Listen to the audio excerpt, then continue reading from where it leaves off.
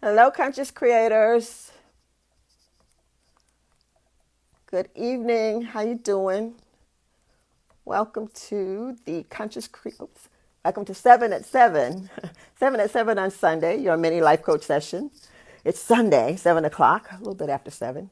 Just getting started here. But anyway, I want to just kind of welcome you on in. We're going to be real quick tonight because I've got a nice, kind of a brief little session for you. And we're talking about who's in the driver's seat of your life. So come on in. Let's see how everybody's doing. Hope everybody had a wonderful weekend and getting ready to shake it down and wind down for tomorrow's work day. Work week starts on tomorrow for some of you. Some of you guys are going back into the office or into the home office if you're still teleworking and working from home. But anyway, welcome to 7 at 7 on Sunday, your mini life coach session. I'm Jean Aaron, life coach. And tonight's session, we're talking about who's in the driver's seat of your life. Okay, so come on in. Welcome. Hi, Karen. Good to see you. So come on in. It's gonna be kind of brief. It's gonna be a nice, quick little lesson tonight. Probably not gonna be any more than 20, 30 minutes at the most. But anyway, we're talking about the driver's seat of your life. Okay. When I was thinking about the topic and kind of meditating and contemplating on it, thinking about it this afternoon, I thought, driving your life, it could be similar to driving a car. Same kind of thing. It's your car, it's your life, they're your keys. You got the keys to your life. So what I did is I thought back about, learning how to drive when I was a teenager and how that whole process started. And I kind of thought about it. And as I thought about it, you know what? The same things that is required of us as drivers of a vehicle, it could also apply for us as being the drivers of our lives. And you've heard me say often that we are the captain of our ship. I guess we could do it as a ship too, but I don't know about driving a boat too much or ships. So I'm going to take it for a car because I remember when I was a teenager and I was about 14 when I started, kind of visualizing myself driving and owning my own vehicle and getting that first job in the summer and saving up money for a car. So I remember that. So I was thinking, it's kind of similar to that. Similar to that, we have our lives, we're given the opportunity of this wonderful gift of life. And, we have to go through some of the same processes that you go through just to get that driver's license, that permit to drive, and then you get yourself all ready. So we're going to look at some of the things that we go through or have to do or have to meet standards and things like that in learning to drive a car.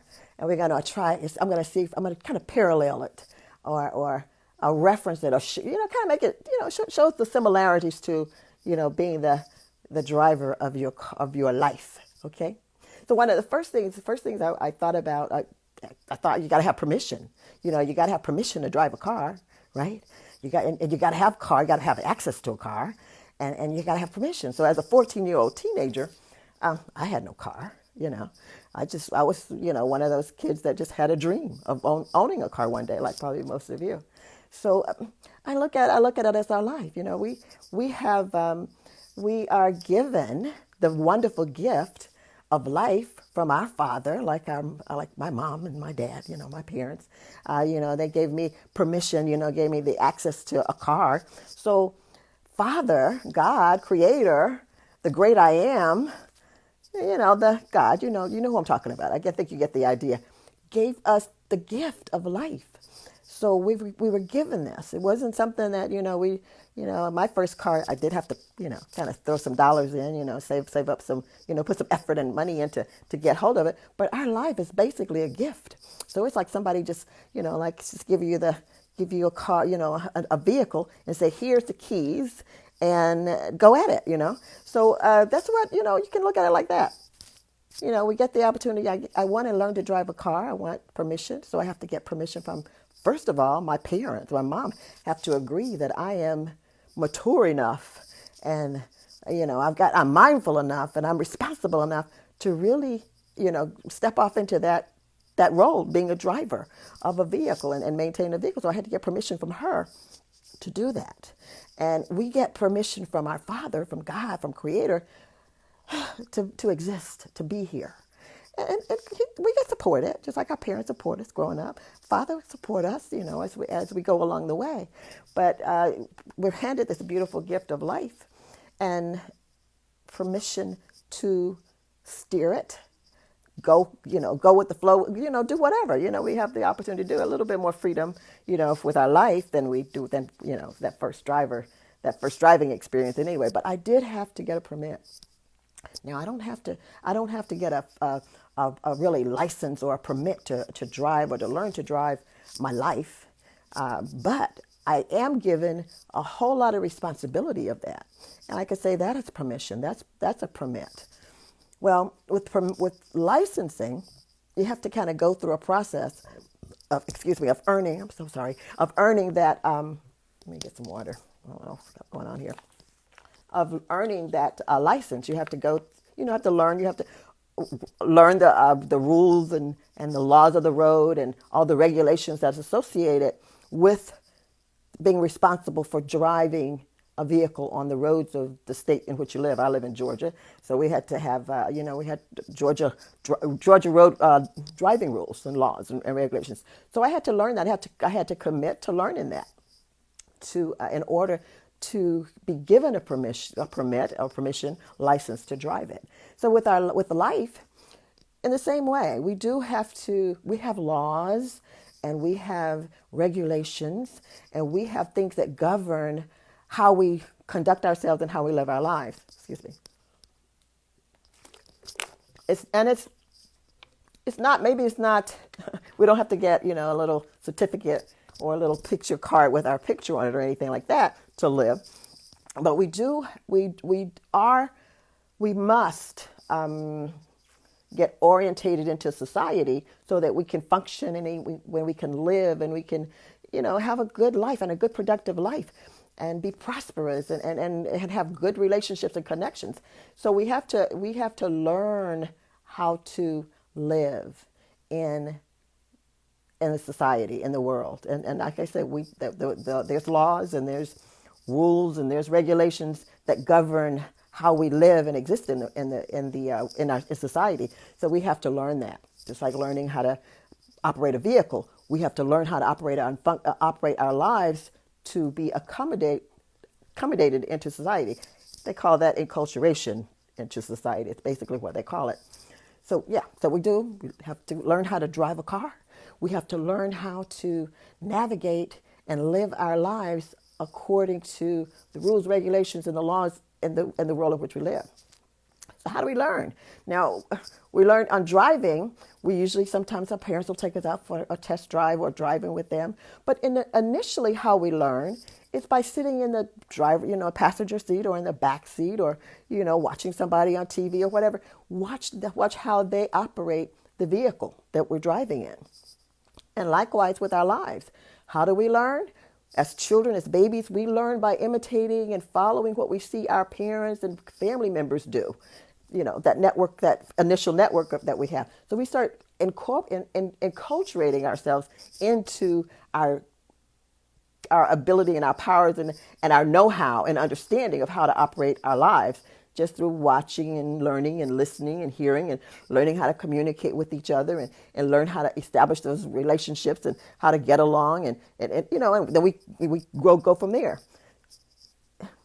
But and driving, we have somebody take us out on the road and we practice driving and we learn how to operate that vehicle. We learn, we sat down and we learned all the rules and regulations and now we can operate the vehicle and we're out there practicing and doing our thing. Then with life, we have an opportunity to practice and relate and have those relationships and those connections. And through the experiences that we have with and in those connections, we're actually on the road practicing in our lives. The journey that we're on, the experiences that we have, those are the roadways of our lives. Those relationships, like the driver in the automobile or the vehicle, they're on the roadway. Well, we're in pathways and relationships and connections in our lives, and we get to practice on how to operate and function and navigate our lives.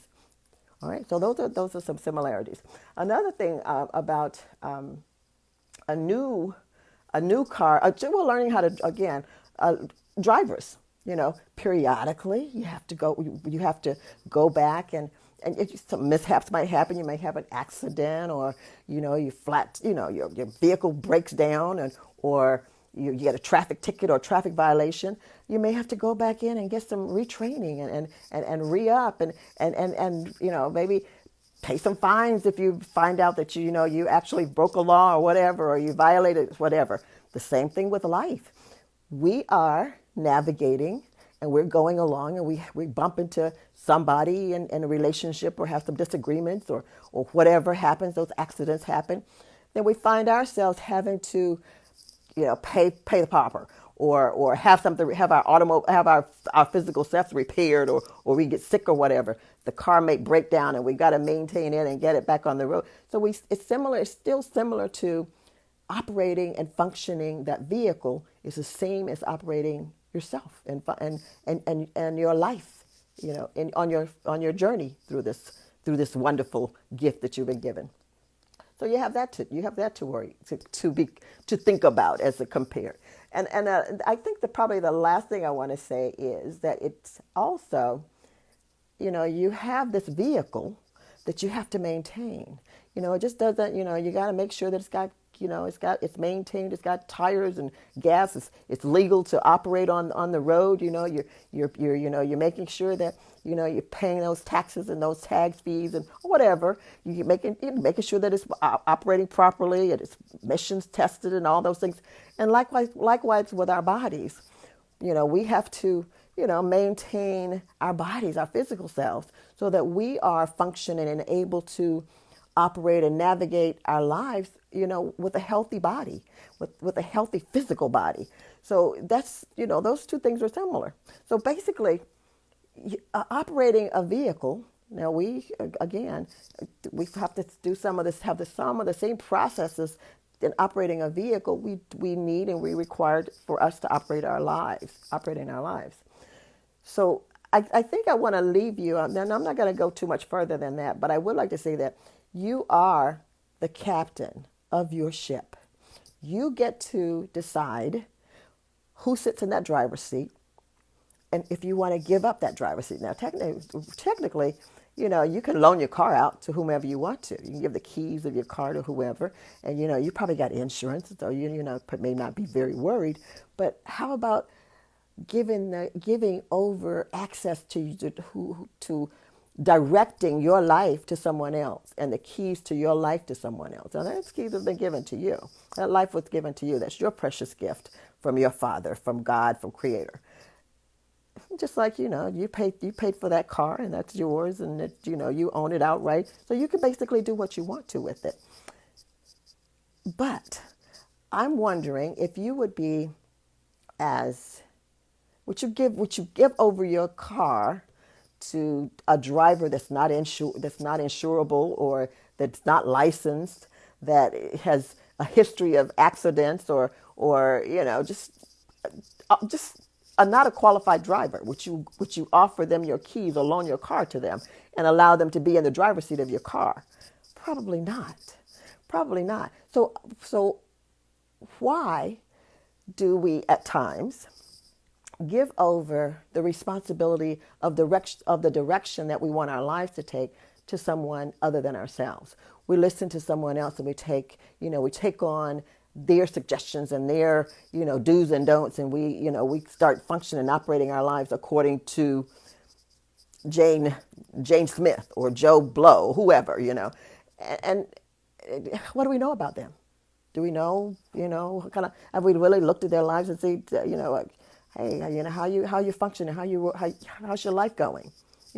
Do you even consider that when you start taking advice and taking on the information or the instructions, or passing the leadership or the direction for your life to someone other than yourself and your higher self and your connection with your higher power? I would suggest, and this is just me, I'm just suggesting, I would suggest that you be as cautious as you are with the keys to your car, your vehicle, as cautious as you are with your own personal life and your direction of your life, that you listen to, you take directions, you are governed by whomever, just have the same preference. You know, be conscientious and concerned about who you get to be in the driver's seat of your life. All right. Really, it should be no one. You know, you really should get that's your car. This is your life. You should always be the first and the last say as to what direction we're going. Whether we're going to go left or right, we're going to go up or down, whatever. That should be your decision as the owner and operator of your life, just like you are the owner and operator of your car.